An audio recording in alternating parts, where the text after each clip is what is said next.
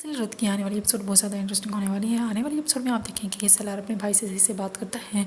फिर सालार का भाई कहता है कि मैं तुम्हारे साथ क्या कुछ नहीं कर लिया, तुम्हारे ऊपर हमला भी करवाया, लेकिन फिर भी इस मेहरबानी का मतलब मैं समझ सकता हूँ। सालार कहता है कि हाँ, इस मेहरबानी का मकसद ये है क्योंकि तुमने अपनी उम्र का एक हिस्सा इस बिज़नेस को दिया है। और दूसरी तरफ आप यह देखेंगे कि ईमान भी अब जाती है जैन से बात करने के लिए क्योंकि वो केस फाइल करता है। जैन की पोपो भी उस पर हाथ उठा देती हैं और जैन से कहती हैं कि तुम जिस जंग में कूद पड़े हो उस जंग की शुरुआत ईमान ने नहीं की थी बल्कि तुम्हारी माँ ने की थी। अब जैन को भी बहुत बुरा फील होता है क्योंकि ईमान के सामने ही उस पर हाथ उठाया जाता है।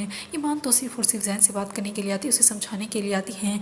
और दूसरी तरफ सालार को भी ये बात पता चल जाती है कि ये सब ईमान ने किया, ईमान ही जैन से बात करने के लिए भी गई थी। और दूसरी तरफ जमील जो इल्ज़ाम लगाता है, अब जमील की माँ भी सवेरे से बात करने के लिए आती हैं और उससे कहती हैं कि मैं जमील के ख़िलाफ़ गवाही दूंगी, इस केस में तुम्हारे साथ खड़ी हूँ। और दूसरी तरफ आप ये भी देखेंगे कि ईमान और सालार के दरमियान बात होती है। सालार कहता है कि तुम वहाँ पर क्यों गई थी। ईमान कहती हैं कि क्योंकि ये केस उसने फाइल किया है इसलिए मैं सिर्फ और सिर्फ उससे बात करने के लिए गई थी, उसे समझाने के लिए गई थी।